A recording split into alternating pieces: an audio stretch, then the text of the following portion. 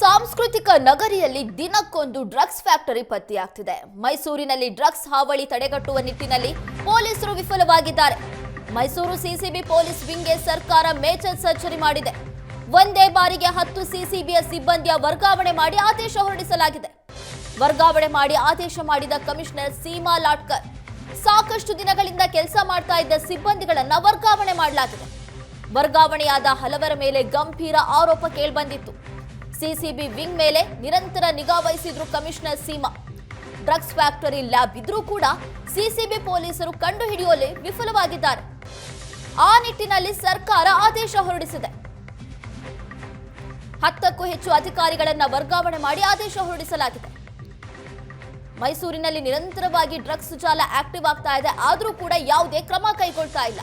ಈ ನಿಟ್ಟಿನಲ್ಲಿ ಕಮಿಷನರ್ ಸೀಮಾ ಲಾಟ್ಕರ್ ಆದೇಶ ಹೊರಡಿಸಿದ್ದಾರೆ.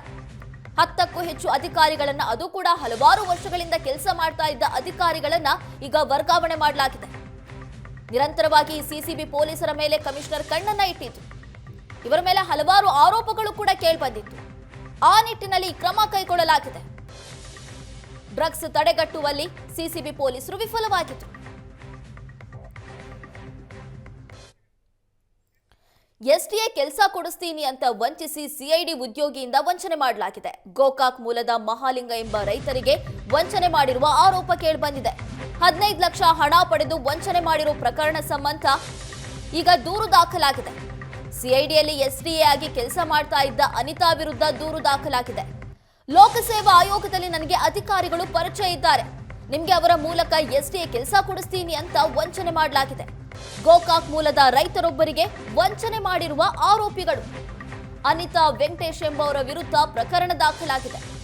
ಹುದ್ದೆಯ ಲಿಸ್ಟ್ ಬಿಟ್ಟಾಗ ಅದರಲ್ಲಿ ದೂರುದಾರರ ಹೆಸರೇ ಇರಲಿಲ್ಲ. ಹಣ ವಾಪಸ್ ಕೇಳಿದ್ರೆ ವೆಂಕಟೇಶ್ ಸೇರಿ ಸಹಚರರಿಂದ ಜೀವ ಬೆದರಿಕೆ ಹಾಕಲಾಗಿದೆ. ನಕಲಿ ಚೆಕ್ ನೀಡಿ ಮೋಸ ಮಾಡಿರೋದು ಕೂಡ ಬೆಳಕಿಗೆ ಬಂದಿದೆ. ಅನಿತಾ ವಿರುದ್ಧ ಹೈಗ್ರೌಂಡ್ಸ್ ಪೊಲೀಸ್ ಠಾಣೆಯಲ್ಲಿ ಪ್ರಕರಣ ದಾಖಲಾಗಿದೆ.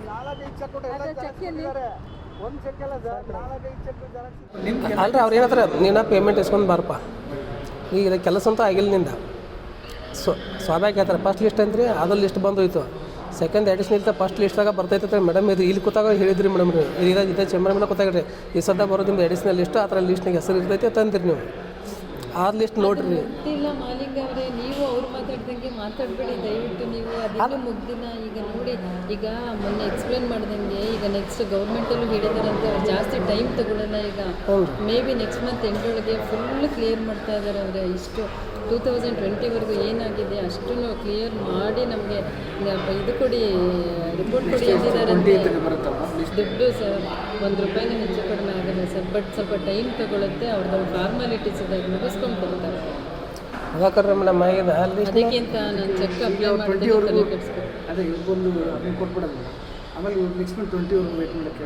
Next month end sir. ಅವ್ರಿಗೆ ಒಂದು ಸ್ವಲ್ಪ ಒಂದು ವಾರ ಜಾಸ್ತಿ ಮಾಡ್ಕೋಬೇಕು ಸರ್. ನಾನು ಏನು ಗೊತ್ತಾ ಸರ್, ಬೇರೆ ಯಾವುದಾದ್ರೂ ಬಂದಿದ್ರೆ ಹೇಳ್ತೀನಿ ಕೇಳಿ. ಯಾವ್ದಾದ್ರು ಬಂದಿದ್ದರೆ ನಾನು ಇವ್ರಿಗೆ ಕೊಟ್ಬಿಟ್ಟು ನಾನು ಬೇರೆದು ಮ್ಯಾನೇಜ್ ಮಾಡ್ಕೋತಾ ಇದ್ದೆ. ಬಟ್ ಯಾವುದೀಗ ಇಲ್ವಲ್ಲ. ಈಗ ಯಾವುದೀಗ PWDದೊಂದು ಬರಬೇಕಿತ್ತು, ಸೆಕೆಂಡ್ ಲಿಸ್ಟ್ ಅನೌನ್ಸ್ ಆಗ್ತಿದೆ. ಬರ್ತೀನಿ ಅಂದರೂ ಬರಲಿಲ್ಲ. ಬಂದಿದ್ರೆ ನನಗಿಷ್ಟು ಟಾರ್ಚರೇ ಬೇಡ ಸರ್.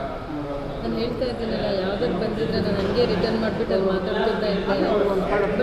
ಅಲ್ರಿ ಅವ್ರು ಏನಂತಾರೆ, ನೀನು